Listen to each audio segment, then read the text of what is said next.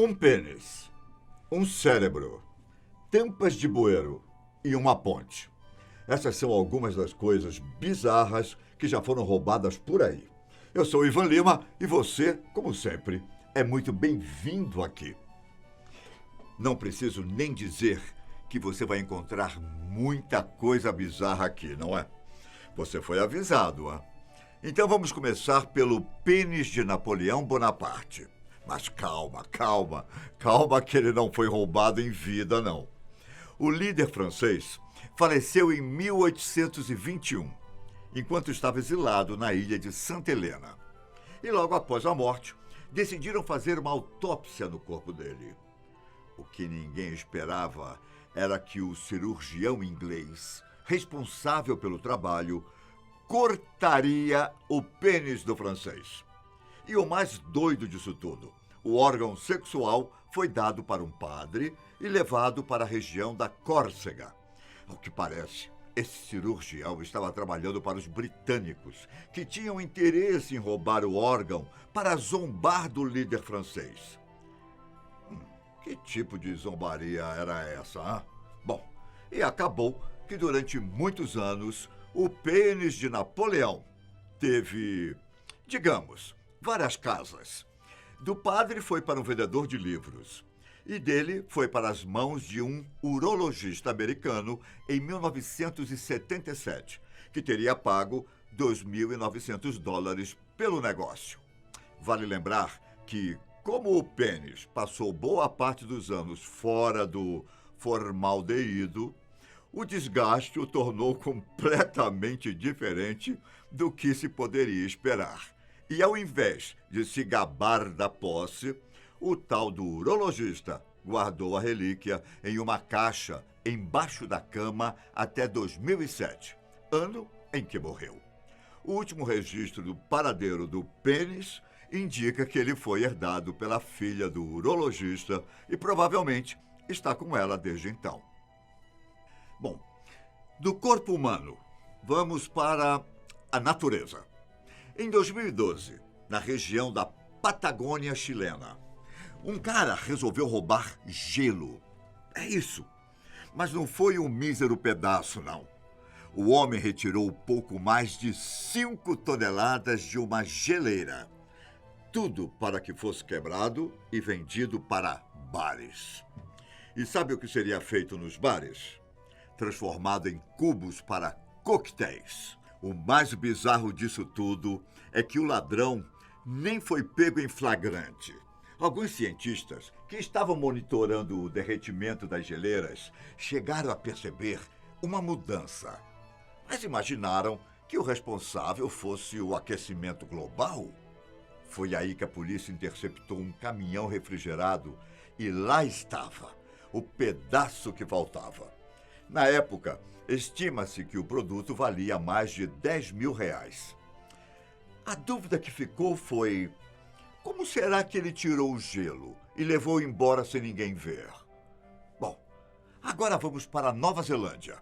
Por lá, em 2018, um homem chamado Joshua Williams, de 28 anos, foi preso por roubar 2 dedos dos pés do cadáver de uma mulher em uma exposição. O dedo médio e o indicador, para ser mais exato. Bom, eu vi e então os levei. Desculpe. Foi o que disse aos policiais pouco depois de ser detido.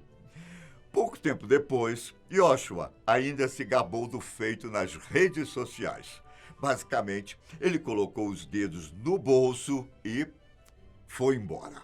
Mas parece que a atitude dele pesou na consciência e Joshua decidiu devolver os dedos para a polícia e confessar o crime. Acabou que ele não foi condenado, mas o roubo gerou um prejuízo de quase $5.500 para os responsáveis pela exposição. Deixa eu te perguntar uma coisa. Você conhece uma comida chamada fajita? É um prato de origem mexicana bem gostoso. E foi exatamente isso que Gilberto Scamilla roubou. E aí você vai me perguntar: mas poxa, Ivan, mas isso nem é grande coisa. Bom, E se eu te contar que ele roubou o equivalente a US$ 1.200.000 em faguita? Por causa disso, Gilberto foi condenado a 50 anos de prisão. Tudo aconteceu no Texas, quando ele trabalhava em um centro de detenção juvenil. Acontece que, até 2017, ele fazia pedidos de faguitas, usando fundos do governo.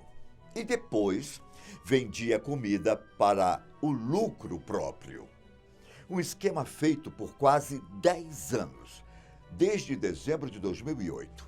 A estratégia só foi descoberta depois que o motorista de entrega da comida ligou para o centro de detenção para avisar que havia chegado uma remessa de faguitas.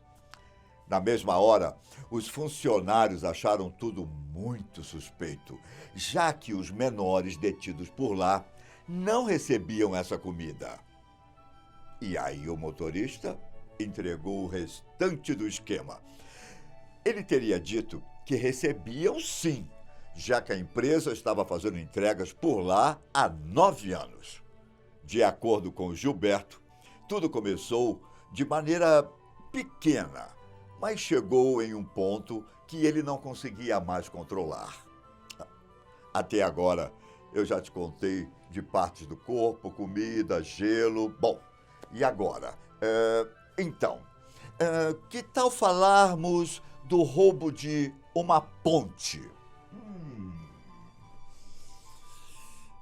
O ano era 2012, na República Tcheca, e um grupo de ladrões alegou fazer parte de uma empresa privada, com um contrato com um órgão responsável pelo transporte ferroviário.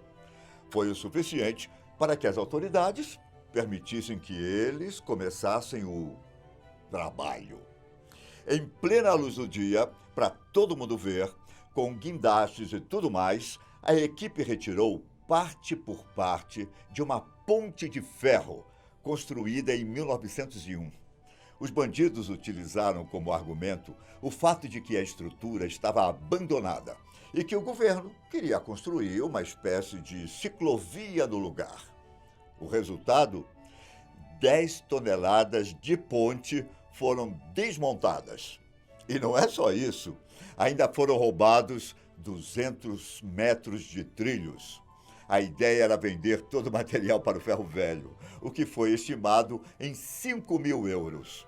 Parece pouco para uma ponte, mas no total, todo o prejuízo foi ainda maior, se levarmos em consideração a reconstrução da estrutura. E nós não precisamos ir muito longe para encontrar coisas bizarras roubadas. Aqui no Brasil, na zona norte do Rio de Janeiro, filmagens de câmeras de segurança registraram bandidos roubando uma tampa de bueiro. A notícia é de 2018 e parece que não foi a primeira vez que o crime aconteceu. De acordo com a prefeitura, seria preciso trocar 1.500 tampas que foram alvo de roubos por lá. A ideia é parecida com o esquema da ponte, vender para ferro velho. E quando você pensa que já viu de tudo nessa vida, vem um sujeito e rouba um cérebro. Mas não o de uma pessoa aleatória. Nada disso. Eu estou falando do cérebro de Albert Einstein. Aquele mesmo físico alemão, autor da teoria da relatividade. Logo depois da morte dele, em abril de 1955, o patologista Thomas Harvey foi chamado para fazer os últimos cuidados com o corpo. E a ideia principal era respeitar o pedido do cientista de ser cremado, como forma de evitar que os seus restos mortais se tornassem objeto de estudo. Só que Thomas Harvey tinha os próprios planos. Sem autorização, o patologista retirou o cérebro de Einstein para estudá-lo. Exatamente o que o cientista não queria que fosse feito. A ideia era descobrir se havia alguma coisa de especial no órgão. E o filho do cientista permitiu a pesquisa, sob a condição de que todas as descobertas fossem compartilhadas com outros profissionais.